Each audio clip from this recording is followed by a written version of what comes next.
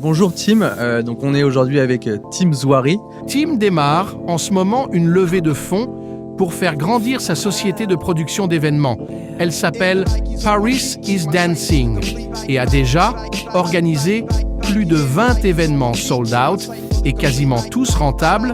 Il va nous raconter un peu son histoire et pourquoi il pense qu'il faudrait investir dans la société pour la faire grandir et réaliser toute la vision de son fondateur. Tim Zouari. Mais moi j'ai compris que la nuit était un business quand j'ai bossé avec des gens que j'ai vu super clean dans ce milieu et qui ont quand même réussi à créer des groupes et faudrait beaucoup d'argent avec ça. Mais t'es là pour amuser les autres, pas pour t'amuser toi, tu vois. Regarde comment les DJ étaient avant, comment ils sont aujourd'hui. On est là pour amuser un petit peu les gens au statut de méga rockstar. Si t'as un chanteur qui a 20 000 followers et un DJ qui a 20 000 followers, un DJ pourra ramener plus de monde qu'un chanteur. T'as vu les grosses scènes, Afterlife, les trucs. Maintenant, plus on va avancer, plus l'idée devient de plus en plus dur, plus les gens auront besoin de s'amuser et plus les gens de cette industrie auront un marché plus gros et plus gros et plus gros et plus gros. Et qui dit masse, qui dit beaucoup de monde, qui dit beaucoup de public, dit de la visibilité, dit de l'argent, parce qu'on est dans une économie de l'attention aujourd'hui. Du coup, soit tu saisis l'occasion, tu prends les choses vraiment très au sérieux, tu comprends que l'entertainment, c'est vraiment du boulot. Soit tu as envie de t'amuser et tu penses que c'est juste des soirées et puis tu t'arrêtes là, quoi. Ouais. Tu as mis en route Paris is Dancing. On est à peu près une vingtaine d'événements. Tu as pris des risques personnellement, financièrement, pour pouvoir créer ces événements. Là, j'arrive au point où oui, ça marche bien. Oui, il y a des événements, il y a de l'affaire, il y a de l'intérêt. Donc tu as de l'attraction du marché, le marché te dit oui, mais j'en veux. Mes fonds ne suivent plus. C'est que la levée de fonds, et puis du fait que vraiment, j'arrive plus à suivre financièrement. Oui. Et j'arrive plus à suivre, non pas parce que c'est pas rentable, mais parce qu'en fait, ça grossit. Non, mais parce qu'en fait, qu'est-ce qu'on pourrait te souhaiter de mieux, en fait, pour 2024-2025, là, cette phase qui arrive? Ouais, levée de fonds réussie. Ouais. Smoking all the weed that I used to sell, but once my album goes in the shelves, it's going next, tell how it's finna sell. Tim, comment ça va aujourd'hui? Moi, je suis hyper content de te recevoir parce que ça faisait longtemps que je voulais t'avoir en interview. T'es un mec qui est incroyable. On s'est rencontrés il y a pas longtemps, mais ton parcours et en fait ta singularité m'a tellement marqué que je me suis dit que c'était le moment qu'on se fasse une petite interview ensemble. Comment ça va aujourd'hui? Écoute, ça va très bien et toi? Écoute, ça va. Si t'es d'accord, on va ensemble un petit peu aller regarder dans ton parcours. On va aller un petit peu dans le passé aussi et essayer de voir d'où tu viens. Pourquoi est-ce que tu en es là aujourd'hui et où tu as envie d'aller après? Et surtout, qu'est-ce que tu faisais en fait avant de produire des événements? Je suis originaire du Maroc, donc je suis né à Rabat, la capitale du Maroc. J'ai grandi là-bas, j'ai eu un bac scientifique, puis après j'ai fait une école de commerce. J'ai une fibre artistique qui est développée depuis l'âge de 3 ans et j'étais certain que je voulais faire quelque chose qui était en rapport avec la scène et que je voulais faire quelque chose qui était en rapport avec la musique aussi. Bon, les parents avaient peur de cette industrie qui est très peu certaine, qui peut fragiliser parfois la carrière de quelqu'un. Et du coup, ils m'ont poussé un petit peu dans le commerce. J'ai fait une école de commerce qui m'a finalement beaucoup servi. Du coup, j'ai eu mon diplôme en marketing à l'issue de 5 années d'études. En parallèle, je faisais en cachette je prenais des cours de chant en cachette à l'École internationale de musique et de danse à Rabat. Moi, j'adore la scène. C'est-à-dire que quelque chose qui me fait vibrer. J'ai produit un petit peu des musiques à droite à gauche que j'ai sorties. J'ai des petites interviews à droite à gauche, j'ai fait des petits articles et tout. À ce moment-là, un de mes amis proches m'avait dit non, mais il y a pas question, je pars à Paris. C'était en 2014. D'accord. J'étais pris au cours Florent en 2e année, j'avais jamais fait de théâtre, ils m'ont fait sauter une année et il m'avait dit, alors ce qu'il m'avait dit exactement dans son retour, c'est que j'avais une intelligence scénique, que j'avais une présence qui était naturelle sur scène, beaucoup de choses qu'il fallait améliorer, mais genre parmi les trucs dont il m'a parlé, c'était de timbrer ma voix. Je travaillais dans la production aussi télé. Ça c'est juste après les cours Florent? Non, pendant. Je faisais les cours Donc, Florent le soir et en journée je bossais chez Endemol. J'avais des grosses journées. Ce qu'on appelle ADHD. Ouais, c'est ça. J'essaie de l'exploiter dans le bon sens. Non, j'ai toujours aimé être occupé toute la journée et le soir. Je m'adonne peu à des divertissements parce que de toute façon, ce que je fais est souvent divertissant. La musique, la scène et tout ça. J'y trouve mon compte à un moment ou l'autre. Pendant Endemol, donc du coup, j'ai travaillé dans l'équipe création de programmes. J'avais un rôle artistique qui était que de créer des univers, de créer des histoires, du storytelling, de les vendre à des grandes chaînes comme TF1, comme M6, etc. L'idée, c'était de créer un concept ou bien d'adapter un concept international. On est frileux un petit peu par rapport à la créer en France. On aime plus prendre les trucs des autres et les rendre meilleurs. À part pour la mode, évidemment, où là, on est des leaders. Le milieu de l'entertainment, franchement, c'est beaucoup de recyclage. On a peur de prendre des risques et de brusquer les gens. Sauf que c'est le rôle d'un artiste ou d'une chaîne mais de TV ou radio que de brusquer un peu, de faire changer les choses. J'ai fait moi plus tard avec Paris. C'est-à-dire que là aujourd'hui, je cherche du profit, évidemment, ce que j'arrive à faire. Parce mais que il y a une aussi, c'est vision, une mission indispensable pour les réelle. événements. Avec des choses qui choquent un petit peu, oui, mais qui font avancer la société, mais ça amuse quand même et ça a son public. J'avais bossé sur un format que j'avais créé et j'ai bossé sur toute la mécanique, etc. Je l'ai écrit. Je me rappelle qu'en démol, aux États-Unis, ils ont appelé en démol France pour leur dire que les formats les intéressaient. D'accord. Et la France l'a mis dans le tiroir, ils l'ont plus ressorti, ils nous en ont plus reparlé. Ouais, c'est fou. Mais dingue! La peur de la prise de risque, en fait. Oui, La oui. peur du fail. On se prend des échecs en copiant aussi. Autant se prendre des échecs en expérimentant des choses. Ah oui. Tu vois ce que je veux dire? En démol, en fait, c'était la partie où j'ai vraiment pris conscience de ce que c'est que ce que c'était la vidéo, l'image, l'importance de l'univers visuel, etc. Et j'avais des challenges pour créer des bandes démos à partir avec 0 € de budget pour vendre une émission à une TV qui allait être payée pour la production de plusieurs millions d'euros. Comment créer du rêve à partir de 0 €? Convaincre un grand patron du groupe TF1 de te mettre plusieurs millions d'euros avec 0 €, faut quand même le faire, quoi. Faut y aller, ouais, c'est sûr. Quand c'était vendu, que ça passait en production, moi j'étais coordinateur artistique. Il fallait faire en sorte que l'esprit qui a été mis dans l'émission en la créant perdure en la produisant. Quand on veut bien faire les choses, il faut être très pointilleux et très perfectionniste. Et je me suis beaucoup heurté à des gens qui me disent oui, mais c'est un détail. Je fais non, c'est pas un détail. Donc du coup, après en démol, c'est là où j'ai découvert un petit peu la nuit. Quand c'était Tony Gomez, j'ai découvert la nuit avec ses torts et ses travers, le bon et le mauvais. Fait de la déco développée, vrai travail des lumières, des chorégraphies, de la création de spectacles, création de storytelling, d'univers pour la soirée et tout ça. Une vraie organisation. Il faut croire très vite en fait que c'est une vie qui se passe la nuit, mais la vie de ces gens-là, moi j'en fais partie, se passe surtout le jour. C'est-à-dire que le jour, on prépare la nuit. Ma journée aujourd'hui, elle a commencé à 6 h du matin. Petite méditation, un petit café, et puis après, j'ai commencé à bosser sur mon ordi. À 23 h, j'étais au lit, bien sûr. J'avais un rendez-vous silencio pour aller soutenir une artiste, mais je pouvais pas, j'étais trop fatigué. Donc du coup, j'ai dormi, j'ai privilégié le travail. Parce qu'on fait pas la différence entre organiser et s'amuser. Parce que tout est facile dans la nuit, hein. On est invité à plein de soirées, l'alcool est gratuit, ouais, il faut avoir un self-control super élevé. Il faut faire la différence entre organiser et s'amuser. Quand on organise, on a un peu une responsabilité. Il faut que ça se passe bien jusqu'au bout. Et contact avec le Queen et justement, la soirée qu'on avait organisée en parallèle, c'est ça qui avait fait que le Queen avait fermé. D'accord. Parce qu'en fait, on avait récupéré la clientèle du Queen du dimanche soir. Et puis du coup, le Queen... Ah oui. C'était pas par méchanceté. C'est les lois de la concurrence, c'est comme ça. Vous avez saisi un trou dans le marché, quoi. On va en parler après, mais. Je suis rentré au Maroc pendant 1 an pour voir ma famille dans un mode un mode un petit peu plus healthy. D'accord. J'ai bossé entre-temps pendant cette année chez 2M. 2M, c'est une chaîne TV marocaine qui est un peu l'équivalent TF1 là-bas, qui était une chaîne privée qui est devenue publique. J'ai bossé là-bas dans la création de contenu encore une fois et la gestion de réseaux sociaux. C'était du contenu pour le digital. J'avais créé 2 formats, une sorte de magazine People et l'autre c'était une sorte de zapping. D'accord, ok. Des moments les plus forts de la télé. J'étais dans les réseaux sociaux du coup aussi chez 2M et j'ai découvert un petit peu le milieu de l'influence, des réseaux sociaux, la stratégie réseaux sociaux et le contenu le potentiel quoi digital quoi. Ouais. Et en 2017, je suis revenu en France.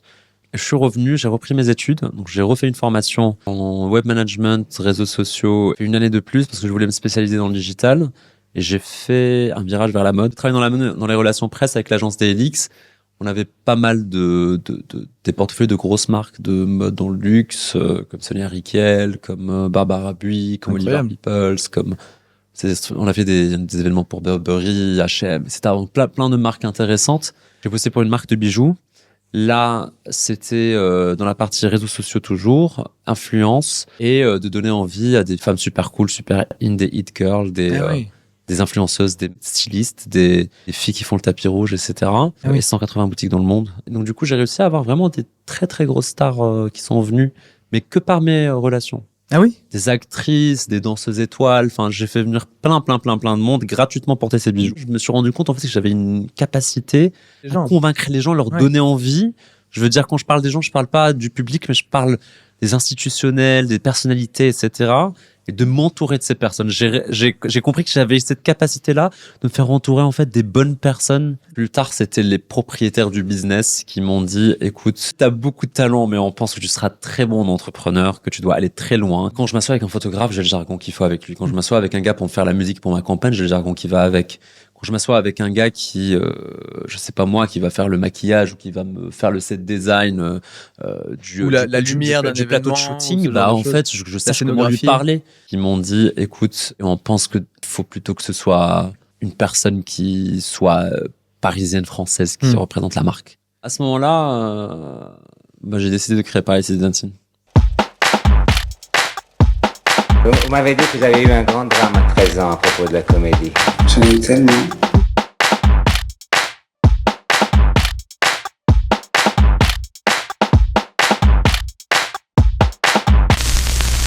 Paris is Dancing, il y a quand même un lien important avec le voguing. Tu vas nous expliquer un peu aussi ce qu'est le voguing, mais est-ce que c'est pas justement ce passage mode qui a été ton premier contact avec le voguing, ou est-ce que ça faisait déjà très longtemps que tu connaissais, etc., et que tu avais été séduit par ça? Non, la mode ne m'a pas du tout fait découvrir le voguing. L'idée de Paris is Dancing, en fait, c'était venu du fait que pendant longtemps, les soirées, justement, je trouvais qu'elles n'avaient pas de sens. Aujourd'hui, on trouve beaucoup plus de propositions qui ont du sens dans la nuit. Avant, il n'y avait pas de sens. C'est parce qu'il y a une meilleure réceptivité aussi. Oui. Les artistes ont développé des philosophies, les DJ ont développé des philosophies, les lieux de nuit ont développé des philosophies et ils ont des missions aujourd'hui. Un storytelling. Inclusive, des missions environnementales, etc. et sociales. Ce qui n'était pas le cas avant. Avant, on sortait, c'était de la lumière et du DJ et de l'alcool. Enfin, c'était ça les soirs. Oui. À ce moment-là, je me suis dit, en fait, j'ai envie de créer une soirée, quelque chose à Paris qui soit à la hauteur de la capitale culturelle mondiale et qui ait de l'influence, de l'impact, qui est quelque chose qu'elle change, quelque chose vraiment qu'elle change dans la société et dans le monde. J'ai découvert par hasard un vogueur qui s'appelle Richie. Du coup, je l'ai vu défiler. Je lui ai demandé c'est quoi ça exactement que tu fais. Il m'a dit c'est un runway, ce qu'on appelle le runway. Il m'a dit c'est un truc de la ballroom. Je lui ai dit c'est quoi la ballroom. Il m'explique le mouvement. Il me dit c'est une communauté qui a instauré un mouvement en fait qui est né à la fin des années 70, début des années 80. Ça. C'était aux États-Unis, c'est né à Harlem, à New York, exactement. Il est né d'un double rejet par la famille pour le fait qu'il soit LGBT et deuxième rejet de la part de la communauté blanche suprémaciste qui empêchait tout simplement la communauté afro-latine d'accéder à des privilèges auxquels cette société peut accéder. Parmi ces privilèges, il y avait la mode. Ils pouvaient pas accéder à ce secteur qui était très fermé, qui était très blanc. Du coup, c'est pour ça qu'ils ont décidé de créer des sortes de foyers qu'ils ont appelés les house. Et ces foyers-là, en fait, ils accueillaient réellement. C'était vraiment des maisons et des appartes. Donc, il y avait une mother, il y avait une mère, un père et des enfants. Ils recréaient une famille. Donc, du coup, ils ont dit, on va recréer notre monde comme le leur et on va le faire à notre façon. Donc, on entend la House of Gucci, House of Saint Laurent, House of comme des garçons. Ils avaient des compétences incroyables, par exemple, pour la création de costumes, des stylistes incroyables, des personnes qui faisaient du renoué, mais comme personne. Naomi Campbell, elle a la casse cachée à côté d'eux, tu vois. Ouais. Je ne parle pas au nom de la ballroom, évidemment. Je m'entraîne avec une house, etc. Je ne parle pas en leur nom, mais je parle de ce que je sais, moi, de ce mouvement et de ce que m'expliquent justement les vogueurs et les gens de la ballroom. C'est un mouvement qui est militant. Personne ne les a aidés. C'est par solidarité que même seuls ils se sont fait entendre. En fait, il y avait des tensions entre les house. Il y avait une certaine rivalité. Donc, du coup, ils ont décidé de régler leurs tensions par des affrontements dans des catégories différentes, dans ce qu'on appelle les balls. Ce sont des sortes de cérémonies où il y a un maître de cérémonie qui chante à un micro, plein de catégories différentes. Donc, c'était une période aussi qui était très marquée par le sida. Oui, et du coup, sûr. il y avait beaucoup de gens de cette communauté qui mouraient. Madonna, dans les années 90, a décidé de faire la chanson Vogue.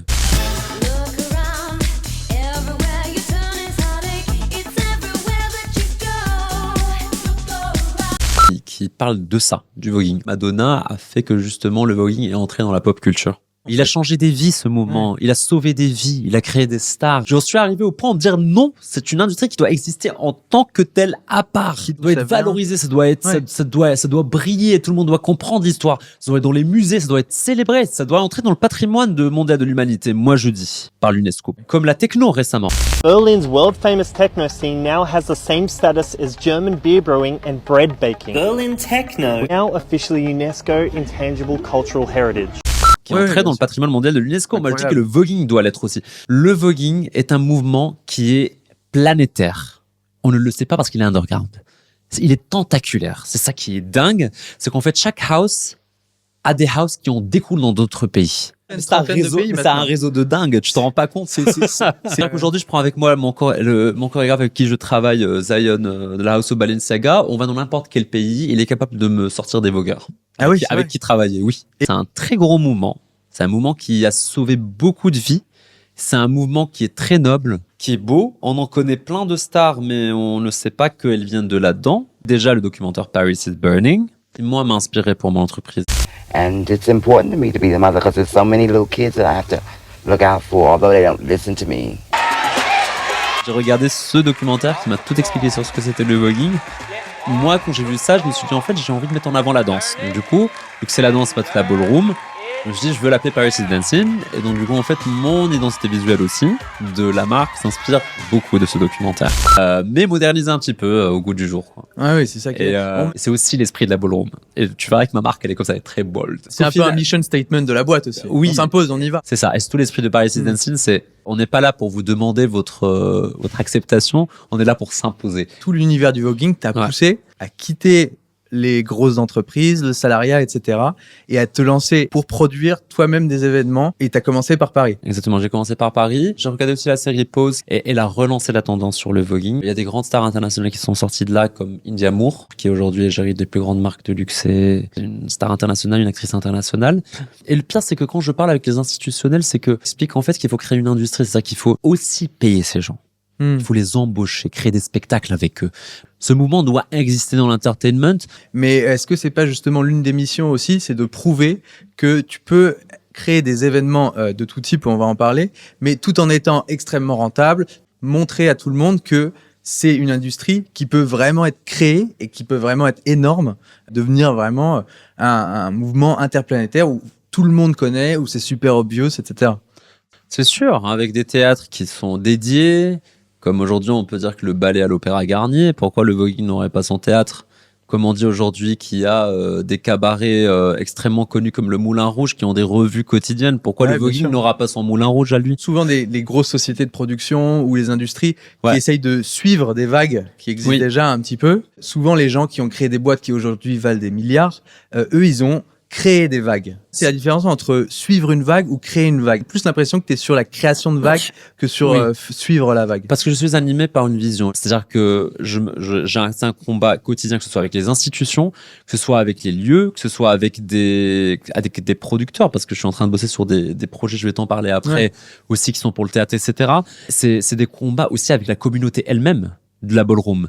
Mais les gars, est-ce que vous en avez pas marre en fait d'avoir des petits jobs dans la mode où on vous invite pour faire un petit peu de voguing, pour un défilé? Je dis non, il faut que vous soyez des stars avec leur Paradis Latin, avec leur Moulin Rouge, avec leur société de prod, avec leurs films, leurs trucs.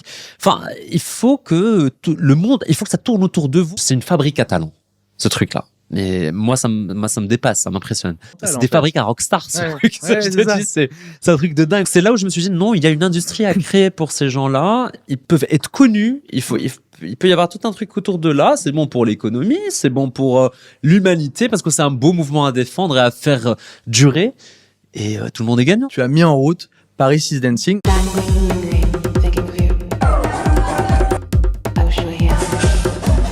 On a à peu près une vingtaine d'événements. Cette fois-ci, tu n'avais pas de grosse maison de production derrière. Risque 100% pour toi. Après le Covid, j'ai un ami qui m'a dit j'ai envie de lancer une soirée. Je dis écoute, j'ai un concept dormant, je l'ai relancé à la machine d'abord. Puis après, le hasard a fait que j'ai rencontré Jack Lang. Et Jack Lang m'a dit je veux bien avoir du voguing à l'Institut du monde arabe.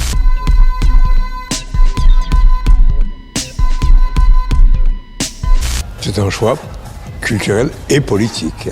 Le rôle d'une institution de service public, c'est de mettre en valeur les failles, les ruptures, les contradictions, les difficultés, les aspirations, les rêves. C'est quand ils ont fait leur expo Habibi les révolutions de l'amour, qui était une expo très osée sur les codes cuir dans le monde arabe. Oui, ils voulaient une soirée pour accompagner leur programmation. On a fait l'ouverture de cette expo. En marge de l'exposition Habibi, les révolutions de l'amour qui met en valeur les codes queer du monde arabe, l'Institut du monde arabe à Paris propose une soirée performance pour rassembler tous les publics afin de fêter la tolérance et l'amour à travers le voguing. C'est vrai que le voguing m'a aidé à me dire que c'est pas grave en fait, et tout va bien en étant féminine, parce que souvent ça peut être mal vu, ou on peut attirer le regard des hommes pas forcément d'une bonne manière. Et en fait, le voguing m'a permis d'être moi-même, d'être féminine, sans que ça soit mal vu ou pris comme quelque chose d'aguichant. C'est juste ma personnalité qui s'exprime à ce moment-là. C'est très important que la culture ait une vision, un sens, une mission, que ce ne soit pas fait seulement pour l'expression de l'artiste. La démarche artistique complète doit avoir vraiment un sens. Elle doit avoir quelque chose qu'elle défend, quelque chose qu'elle change, un impact sur le monde. Et le voguing, qui commence à parler de plus en plus aux gens, pour pouvoir un petit peu, à notre petite échelle, injecter ces bonnes pratiques d'acceptation, de tolérance et, voilà, et du savoir-vivre ensemble. Après, on a créé un concept pour eux qui s'appelait House of Habibi, en mode boîte de nuit dans les sous-sols de Lima. D'accord, ah oui. Du coup, qui était super bien produit, avec pas mal de moyens, du montage de scènes, de lumière, de choré, etc. Il y avait plein de choses. Et il y avait beaucoup de médias et de presse. Du coup, ce qui a fait que là, je me suis rendu compte de l'engouement, du niveau en fait de la mission. C'était surtout aussi un super pilote pour toi. Ouais. Ça t'a permis de voir que tu étais capable de faire rejoindre de la scénographie, de l'événement, des vogueurs aussi, oui. Des artistes musique talentueux aussi. Des institutionnels qui parfois regardent. Et d'avoir le level de qualité des institutionnels. Les institutionnels et les médias qui parfois regardent de haut en mode oui, on va voir qu'est-ce qui va nous sortir. Mais après, ce qui est incroyable, c'est qu'ils m'ont pas regardé de haut. Ils m'ont dit, je te rends compte en fait de ce que tu es en train de faire. Ouais. J'ai dit non. Ils m'ont dit mais c'est super ce que tu fais. Ouais. C'est super. T'es sur un projet pour rassembler les gens et pour enlever les idées reçues et pour. Mais c'est super, on te soutient. Et puis après Lima, j'ai commencé à avoir des appels du Palais Galliera, du Mucem à Marseille, etc. qui m'ont contacté. Est-ce qu'on peut faire des événements ensemble? Pascal Mourier, par exemple, qui est un très grand journaliste, qui nous a fait une très belle émission, qui a été traduite en 4 langues, diffusée dans le monde entier. On a eu pas mal d'articles de presse.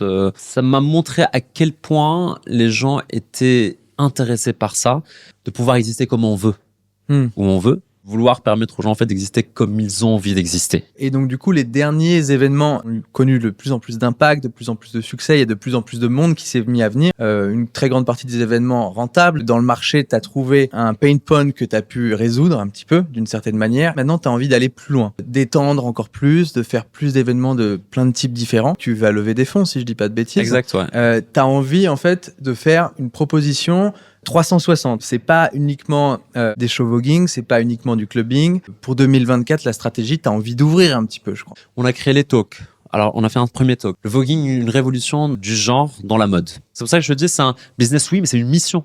Il y a des chanteurs, des acteurs, des danseurs, des photographes. Et du coup, en fait, il leur faut plein de moyens de s'exprimer. La diversité des événements peut avoir divers publics. Les gens qui sortent dans les concerts ne sortent pas forcément dans les soirées.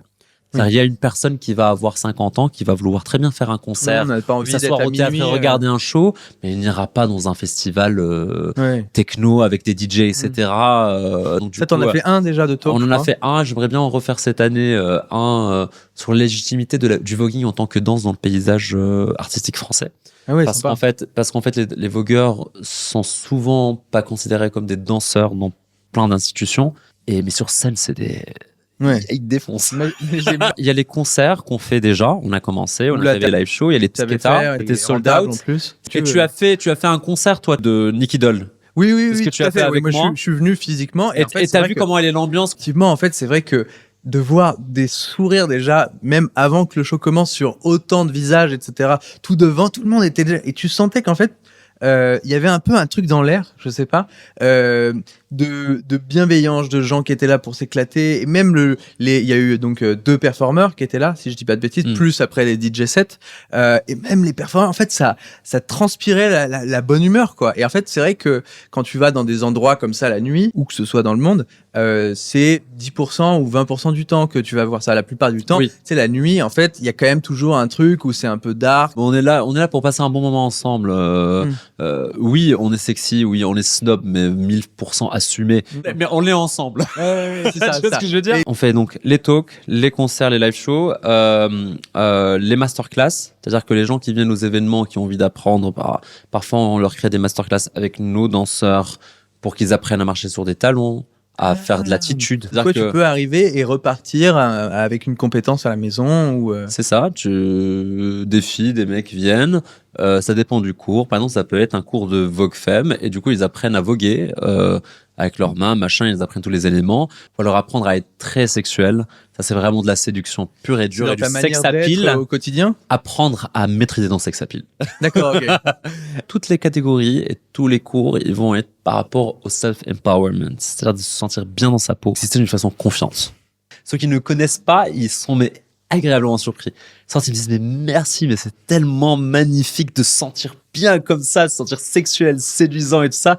Ça fait du bien, ça fait du bien. Ouais, des premières itérations, t'as eu beaucoup de bons retours du coup, des gens. Oui, carrément, les gens adorent. Vraiment, ça a eu un impact sur ma vie. Ah oui, mais carrément. Ouais. Il y a les soirées, évidemment, par lesquelles on a commencé, qui font venir beaucoup de monde. Le clubbing un peu haut de gamme, très recherché, avec des artistes incroyables. Avec la bonne direction artistique, c'est-à-dire que la musique. Évidemment, le voguing trop non maître, mais ce que je veux dire, c'est que la musique est très importante chez nous. Il faut que les gens s'amusent.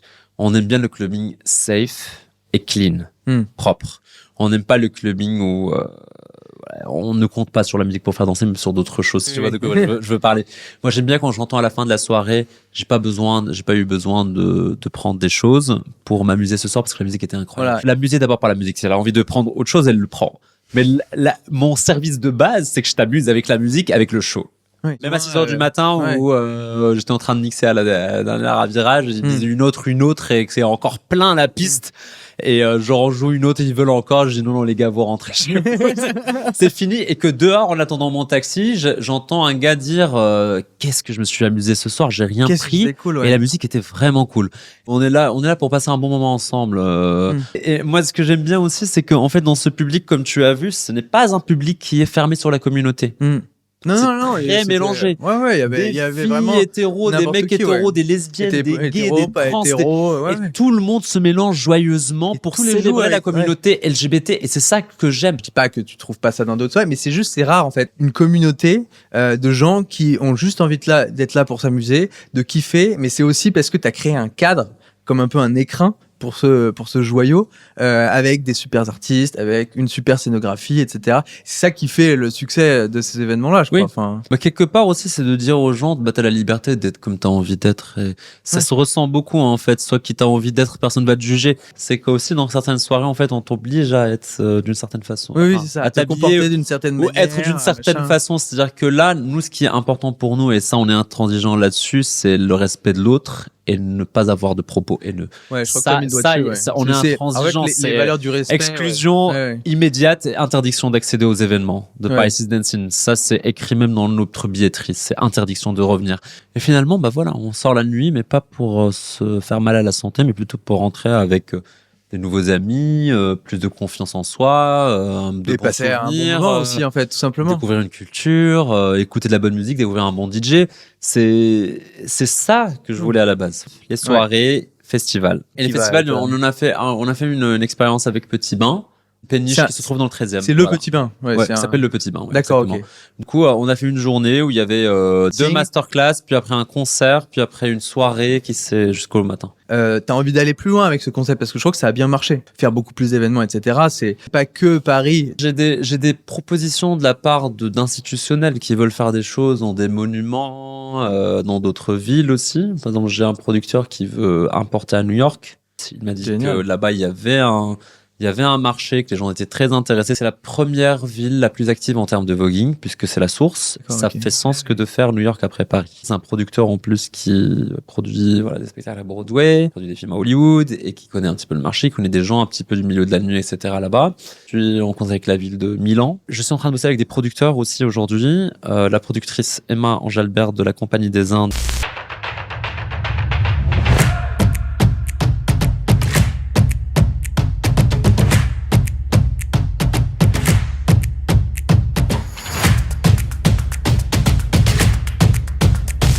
Et Clément Hainaut de la 9e production qui ont fait le spectacle Fantasma Erotica. On est en train de bosser sur un grand spectacle voguing de 1h30, 2h qui va être au théâtre en 2025. J'ai déjà entamé des discussions un peu pour un documentaire sur le voguing. Un traitement qui va être, de mon point de vue à moi, de ta vision, avec des choses qui m'ont vraiment marqué. Là, on a fait récemment pour un cabinet d'avocats une soirée privée Ok. Donc, avec- premier test, soirée privée. Voilà, il y a des DJ qui ont été embauchés, il y avait des vogueurs, etc. Ça crée quand même de l'emploi aussi. C'est très Tu bien. vas le faire par Ouais. phase. Bien En sûr. 2024, tu as prévu de faire certaines choses. En 2025, tu as prévu de faire d'autres choses. Les idées que j'ai pour le développement au-delà, on va dire de 2026, c'est-à-dire 2027, 2028, etc. Il faut qu'il y ait un lieu pour que ce soit un lieu attitré où les gens peuvent dire bon, je vais aller faire un cours de voguing, bah, je vais le faire là. Fort Autre du chose, succès de 2024, 2025, 2026 pour pouvoir encore plus démocratiser, quoi. Il y a des masterclass qui en sont Et faits alors par qu'il le y a milieu une de la demande, en ballroom, pas n'importe comment, mais d'une façon qui n'est pas organisée. S'ils veulent faire le masterclass, par exemple, ce soit le lieu attitré, au moins qu'on reconnaisse un lieu qui est dédié à ça. Avoir un musée qui pourrait peut-être rassembler toutes ces choses-là, et le musée, et l'école, le théâtre, la possibilité de créer un label de musique. Donc là, pour la phase 1, qui est 2024-2025, entre guillemets, là, tu lèves des fonds, du coup. Parce que tu te lances en autoproduction, où maintenant, c'est Paris is Dancing qui va maîtriser la totalité de l'événement. Et donc, du coup, évidemment, il y a besoin d'un peu de sous pour faire ça aussi. Quand c'est rentable de produire totalement. Oui, d'accord. Okay. Parce que parfois, c'est plus rentable que d'être en coprod. Parfois, la coprod est plus intéressante. Oui, ça dépend du lieu. Parfois, tu as des lieux qui sont trop chers pour les louer. D'accord. C'est mieux ou financièrement, en fait, autant c'est faire pas intéressant. Faut faire c'est une question de calcul. Oui. De... Ah non, mais il faut calculer, voir où elle est la rentabilité. À la fin, ça reste une société. Mais bien sûr. Et il faut être rentable et il faut que ça fonctionne. Bien sûr, oui. Donc du coup, oui. Mais en tout cas, c'est sûr que sur une bonne partie des événements, ça va être en production indépendante. Il y a beaucoup d'avances à faire sur les cachets d'artistes, sur les lieux, etc., etc. Donc, et surtout si on veut se développer à l'étranger, beaucoup d'argent à avancer. Donc du coup là, j'arrive au point où oui, ça marche bien, oui, il y a des événements, il y a de la ferveur, il y a de l'intérêt, il y a donc des t'as de l'attraction du marché, le marché te dit oui, mais j'en veux. mes fonds ne suivent plus.